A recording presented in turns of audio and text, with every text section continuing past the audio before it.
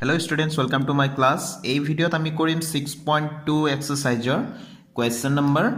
1 and 2. তো প্ৰথমতে question number 1 টো আমি চাই লওঁ ফটাফট। ইয়াত দিয়া আছে চিত্ৰ 6.17 অৰ্থাৎ এইখিনি 1 আৰু 2 ত দুটা চিত্ৰ দিয়া আছে। DE সমান্তৰাল BC, এয়া DE সমান্তৰাল BC, ইফালে DE সমান্তৰাল BC এইটো দিয়া আছে। এতিয়া 1 ৰ পৰা EC উলিওৱা, এইটো EC এইখিনি উলিয়াব লাগে। বাকি তিনিটা খণ্ডৰ এইটো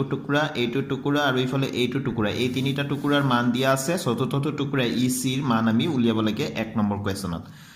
2 নম্বৰ কোৱেশ্যনত আকৌ কৈছে যে AD উলিওৱা। এতিয়া AD আমি বিচাৰি লওঁ, এয়া AD হয়নে। বাকি তিনি টুকুৰা এই টুকুৰা এই তিনি টুকুৰাৰ মান দিয়া আছে, AD ৰ মানটো উলিয়াব লাগে। একেবাৰে সহজ। ইয়াতে 6.1 থিওৰাম, যেটো থেলছৰ থিওৰাম বুলি কোৱা যায় বা মৌলিক সমানুপাতিক উপপাদ্য বুলি জনা যায়, সেইটো আমি ইয়াত ব্যৱহাৰ কৰিম। ঠিক আছে। এতিয়া 6.1 থিওৰাম বা মৌলিক সমানুপাতিক উপপাদ্য বা থেলছৰ উপপাদ্য যেটো আছিলে, সেইটো অকমান বুজিবলৈ ইয়াতে চেষ্টা কৰোঁ। আমি ইতিমধ্যে আলোচনা কৰি ইয়াৰ আগৰ ভিডিঅ' দুটাত মই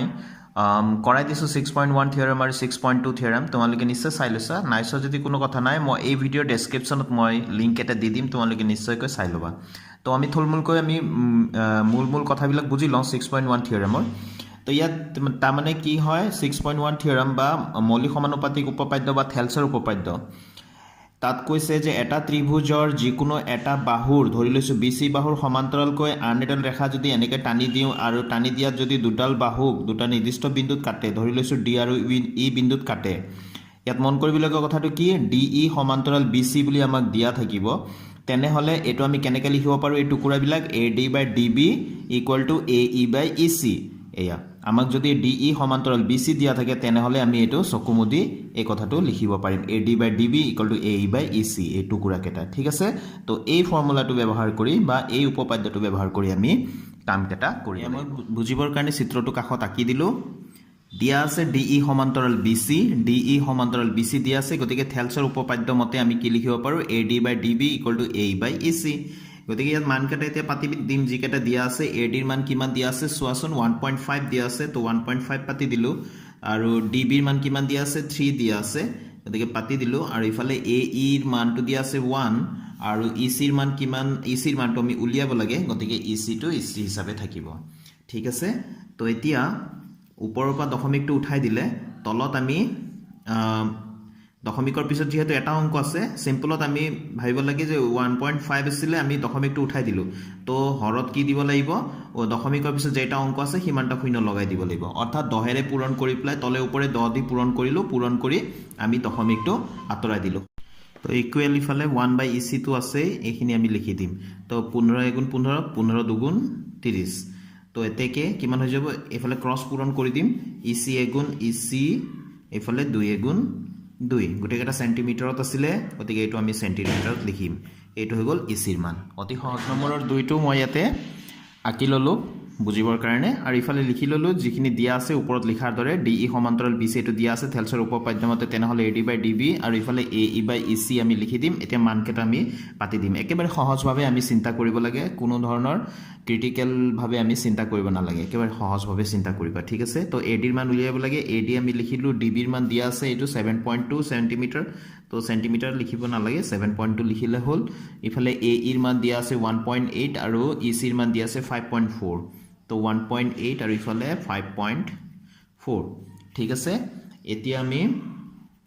এইফালে AD/7.2 লিখিলোঁ বাৰু, আৰু ইফালে দশমিকৰ পিছত যিহেতু হৰে লবে, হৰ আৰু লব দুইটাতে দশমিকৰ পিছত এটা এটা অংক আছে, গতিকে আমি দশমিককেইটা ৰিমুভ কৰি দিলোঁ। ঠিক আছে। তো ৰিমুভ কৰি দিলে 18/54 হ'ল। তাৰপিছত 18 × 1 = 18, 18 × 3 = 54। তো 18ৰে 54ক আমি 3বাৰ কাটিব পাৰোঁ। এতিয়া আমি ক্ৰছ পূৰণ কৰি দিম, AD আৰু ইফালে 7.2 আছে, 7.2 আৰু 1 মাল্টিপ্লাই কৰিলে 7.2 থাকিব, এইফালে এইটো 3 আছে, হয়নে। তো এতিয়া 3ৰে 7.2ক আমি হৰণ কৰি চাওঁ। ঠিক আছে। এতিয়া 3 × 2 = 6, এইটো 1 আহিলে, 2টো নমৰ আগতে দশমিকটোৰ ব্যৱস্থা কৰি ল'ব লাগিব, ওপৰলৈ উঠাই দিলোঁ। এইটো 2, 3, 4, 12, 3 × 4 = 12। কাৰোবাৰ হৰণ প্ৰব্লেম থাকিব পাৰে, এনেধৰণে মই শিকাই যাম, তোমালোকে মন দি যাবা। ঠিক আছে তো আমি 3 ৰে 7.2 ক আমি যদি হৰণ কৰো আমি পাও 2.4 তো therefore AD equals 2.4 সেন্টিমিটাৰত আছে গতিকে আমি সেন্টিমিটাৰ লিখিম হৈ গল অতি সহজ আছিল হয়নে তো আমি নেক্সট কোৱেশ্চন নম্বৰ 2 কৰো এতিয়া আমি কোৱেশ্চন নম্বৰ 2 টো চাও ইয়াত দিয়া আছে ত্ৰিভুজ PQR ৰ PQ আৰু PR বাহুৰ ওপৰত ক্ৰমে E আৰু F দুটা বিন্দু তলৰ প্ৰতিটো ক্ষেত্ৰত EF সমান্তৰাল QR হয়নে নহয় উল্লেখ কৰা বুলি কৈছে তো মান কেটা দিয়া আছে এটুকুৰ দুটুকুৰ তিনিটুকুৰ চাৰিটুকুৰ চাৰিটা পিছৰে মান দিয়া আছে এতিয়া এইটো আমি গুটেকেটা কোৱেশ্চন পিছত কৰি যাওতে তোমালোকে গম পাবা গুটেটো পঢ়ি না থাকো এনে দিগল হ'ব এইটো আমি 6.2 থিওৰাম যেটো উপপাদ্য আছিল 6.2 হেতু আমি ব্যৱহাৰ কৰিব লাগিব তাৰমানে থেলছৰ বিপৰীত উপপাদ্যটো ব্যৱহাৰ কৰিম ঠিক আছে 6.2 উপপাদ্যটোৰ কাৰণে মনত ৰাখিবলগীয়া কথাটো হ'ল যে আমাক এনেকুৱাকৈ এটা ত্ৰিভুজৰ তাৰমানে এটা ৰেখাই যদি দুটাল বাহু এনেকুৱাকৈ কাটে যাতে সেই বাহু দুডাল সমান অনুপাতত বিভক্ত হয় অৰ্থাৎ ইয়াত এই ৰেখাডালে DE ৰেখাডালে D আৰু E বিন্দুত কাটিছে গতিকে AD বাই DB আৰু AE বাই EC যদি সমান হয় ঠিক আছে তেনেহলে আমি ক'ব পাৰিম যে এই ৰেখাডাল BC ৰ সমান্তৰাল হয় বুলি এইটোৱে হৈ গল 6.2 উপপাদ্যটো ঠিক আছে থেলছৰ বিপৰীত উপপাদ্যটো গতিকে এই কথাটোৱে আমি তাত ব্যৱহাৰ কৰিম এক নম্বৰত দিয়া ইনফৰমেশন মতে আমি চিত্ৰটো আঁকি ললো PQR ত্ৰিভুজ ঠিক আছে PE মান দিয়া আছে 3.9 cm EQ ৰ মান দিয়া আছে 3 cm ইফালে PF ৰ মান দিয়া আছে 3.6 cm আৰু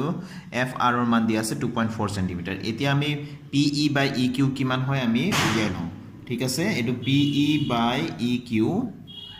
কিমান হয় আমি চাও PE মানে কিমান আছে 3.9 আৰু ইফালে EQ কিমান আছে 3 আছে তো 3 ৰে আমি হৰণ কৰিলে কিমান পাও 1.3 পাম তাৰমানে PE বাই EQ কিমান উলাল 1.3 এটো সেন্টিমিটাৰ নিদিও কাৰণ এটো এটা অনুপাত হয় অনুপাতৰ কোনো ধৰণৰ একক নাথাকে মন কৰিবা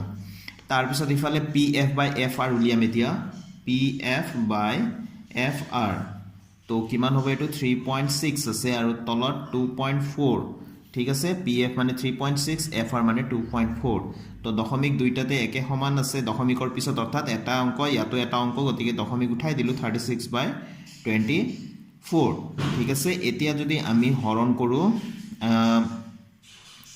কি 12 দি 12 দুগুণ 24 12 3 গুণ 36 ঠিক আছে তো এতিয়া আমি 2 ৰে 3 যদি হৰণ কৰো ঠিক আছে 3 ক আমি 2 ৰে হৰণ কৰিব বিচাৰিছো এতিয়া 2 গুণ 2 তো ইয়াতে 1 আহিলে দশমিক দিলে 0 2 5 গুণ 10 ঠিক আছে আমি কিমান পালো ইয়াতে 1.5 পালো তো এতিয়া কি দেখা পালো PE বাই EQ 1.3 উলাল PF বাই FR তো কিমান উলাইছে 1.5 অৰ্থাৎ সমান নহয় তো যেহেতু PE by EQ is not equal to PF by FR তেন্তে আমি কি ক'ব পাৰো এতেকে যে EF to QR ৰ সমান্তৰাল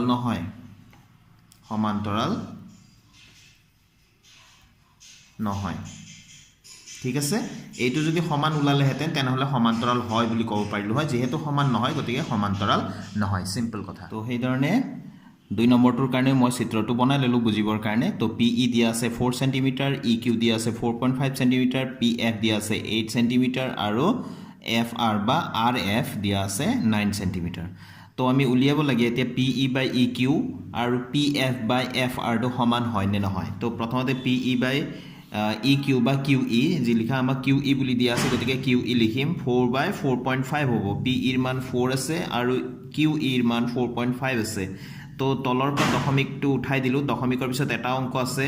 গতিকে ওপৰত এটা শূন্য দিম কাৰণ দশমিকৰ পিছত এটা অংক আছে এটা শূন্য হ'ব তাৰমানে 10 ৰে পূৰণ কৰিলো তলে ওপৰে তো এতিয়া আমি যদি 5 ৰে কাটকুট কৰো 5 8 যা 40 5 9 যা 45 তো 8 বাই 9 এতিয়া ইয়াতে আকৌ PF বাই RF PF ৰ মান আছে 8 cm RF ৰ মান আছে 9 cm তো 8 বাই 9 তো দুইটা সমান পালো PE by QE 8 by 9 Wular PF by RF তো 8 বাই 9 আছে তো আমি কি দেখা পালো PE by QE equal to PF by RF যেহেতু বুলি লিখি দিলে হল যদি এই দুটা অনুপাত সমান হয় তেনেহলে আমি ক'ব পাৰো EF টু QR ৰ সমান্তৰাল হয় EF সমান্তৰাল QR এতিয়া ইয়াত আমি লিখিম থেলছৰ বিপৰীত উপপাদ্যমতে এটো আমি 6.2 উপপাদ্যমতে পাও গতিকে 6.2 উপপাদ্যমতে বুলি লিখিলে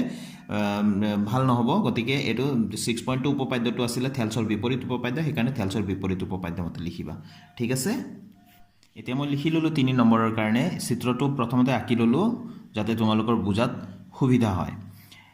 তো প্ৰথমতে ইয়াতে PQ সম্পূৰ্ণ P ৰ পৰা Q লৈ কিমান দীঘল আছে এটো দিয়া আছে 1.28 সেমি মই এনেকে দাগ দিললো তাৰছত ইফালে PR ৰ মানটো সম্পূৰ্ণ P ৰ পৰা R লৈ এই বাহুডাল কিমান দীঘল আছে 2.56 সেমি বুজিবলৈ চেষ্টা কৰিবা তাৰছত এই সৰু সৰু টুকুৰা PE ৰ মান দিয়া আছে 0.18 সেমি আৰু ইফালে PF ৰ মান দিয়া আছে 0.36 সেমি আমাক এইটো টুকুৰাৰ মান নাই দিয়া আৰু এই টুকুৰাৰ মানটো নাই দিয়া এই দুটা টুকুৰাৰ মানটো আমি উলিয়াই ল'ব লাগিব হয়নে কেনেকৈ উলিয়াম এতিয়া প্ৰথমতে মই লিখি ললো PQ ৰ মান আৰু PF ৰ মান আমি যেটো দিয়া আছে এই দুটা লিখি ললো এতিয়া PQ ৰ মান এই সম্পূৰ্ণ P ৰ পৰা Q লৈ আৰু PE ৰ মান এতিয়া EQ ৰ মান লাগে হেকাৰণে এতেকে EQ বুলি লিখিছো EQ টো কি হ'ব সম্পূৰ্ণ PQ ৰ পৰা যদি PE টো মাইনাস কৰি দিও তেনেহলে EQ পাম নহয় জানো গতিকে ইয়াত লিখিম PQ ৰ পৰা মাইনাস কৰিম PE ঠিক আছে এটো PQ ৰ পৰা PE টো মাইনাস কৰিম গুটেই ইমান দীঘলৰ পৰা PE টো যদি আমি মাইনাস কৰি দিও অৰ্থাৎ মছি পেলাও তেনেহলে কি থাকিব অনলি EQ থাকিব নহয় জানো গতিকে এটো 1.28 ৰ পৰা 0.18 মাইনাস কৰি দিয়া 8 ৰ পৰা 8 গল 0 2 ৰ পৰা 1 গলে 1 1 ৰ পৰা 0 গলে 1 দশমিকৰ তলে তলে এয়া দশমিক হ'ব ইমান সেন্টিমিটাৰ ঠিক আছে বুজি পাইছা নিশ্চয় মানকেটা লিখিও দিব পাৰা ইয়াতে তলে তলে কৰিলে হলি PQ ৰ মানটো তলত পাতি PE ৰ মানটো তলত পাতি বা ডাইৰেক্ট এটো বিয়োগ কৰি প্লাই ইয়াতে লিখি দিলে হৈ গল EQ ৰ মান কিমান পালো তেনেহলে এটো 1.10 সেন্টিমিটাৰ ঠিক আছে আকৌ ইফালে একে ধৰণে FR ৰ মানটো কেনেকৈ পাম সম্পূৰ্ণ PR ৰ পৰা PF টো মাইনাস কৰিম তো PR মাইনাস PF তো কিমান হ'ব এটোৰ পৰা এটো মাইনাস কৰিলে 6 ৰ পৰা 6 গলে 0 5 ৰ পৰা 3 গলে 2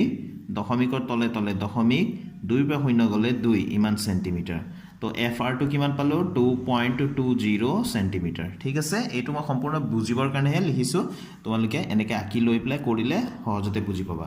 এতিয়া আমাৰ কামটো হৈ গল এই টুকুৰা জিকেটা আছিল PE বাই EQ আমি উলিয়াব লাগে প্ৰথমতে এতিয়া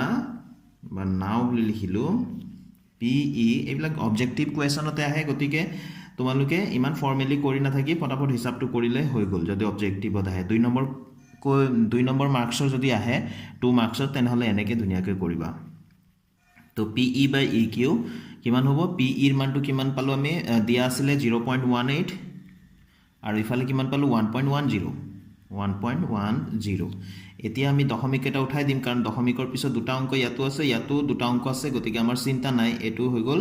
18 আগফালৰ 0 টো কাম নাই আৰু এটো হৈ যাব 110 ঠিক আছে এতিয়া আমি 2 ৰে কাটাকুটি কৰিম 2 9 গুণ 18 2 5 গুণ 10 2 5 গুণ 10 এতিয়া এটো হৈ গল আমাৰ 9/55 ঠিক আছে আৰু তো কাটাকুটি না যায় তাৰ পিছত আমি এফালে লিখিম এতিয়া PF বাই FR ঠিক আছে PF বাই FR তো এতিয়া আমি ইয়াত লিখিম PF ৰ মানটো কিমান আছে আমি চাই লওঁ 0.36 আৰু FR ৰ মান আছে 2.20 তো 0.36 আৰু ইফালে 2.20 একে ধৰণে ইয়াতো দশমিকৰ পিছত দুটা অংক ইয়াতো দুটা অংক গতিকে আমি কি লিখিব পাৰো দশমিক এটা উঠাই দিলো 36/220 অৰ্থাৎ 100 এৰে মাল্টিপ্লাই কৰিছো তলে উপৰে এতিয়া আমি এটো আমি কি দি কাটো 2 দি কাটি চাও 2 দি কাটিলো বাৰু এনে 4 দি ডাইৰেক্ট কাটিব পাৰো আমি 4 দি কাটিলো নহলে 4 9 গুণ 36 এটো 4 5 গুণ 20 22 আছে 2 থাকি গল আকৌ ফালে 0 আছে 2 0 মিলি পেলে 20 হৈ গল 4 5 গুণ আকৌ 20 এটো তো আমি পালো 9/55 দেখা পালানে তো PE বাই EQ = PF বাই FR পালো হয়নে গতিকে আমি ইয়াত লিখি দিম যেহেতু PE বাই EQ = PF বাই FR হল গতিকে EF সমান্তৰাল QR থেলছৰ বিপৰীত উপপাদ্যমতে বাস হৈ গল তো 1 আৰু 2 টো একেলগে কৰি দিয়াৰ কাৰণ যাতে দুইটা আমাৰ উপপাদ্য যেটো জিকেটা আছিল 6.1 আৰু 6.2 যাতে তোমালোকে ভালকে বুজি পোৱা হেকাৰণে ইয়াতে এই ভিডিওটোত কোৱেশ্চন নম্বৰ 1 আৰু কোৱেশ্চন নম্বৰ 2 দুইটাই কভাৰ কৰি দিলো তো তো তোমালোকে নিশ্চয় বুজি পাইছা তো আজি ভিডিঅ'টো মই এটা সামৰিছোঁ ষ্টুডেণ্টছ নেক্সট ভিডিঅ'ত আকৌ লগ পাম নতুন কুৱেশ্যনৰ সলিউশ্যনৰ সৈতে থ্যাংক ইউ ষ্টুডেণ্টছ কিপ ৱাচিং মাই চেনেল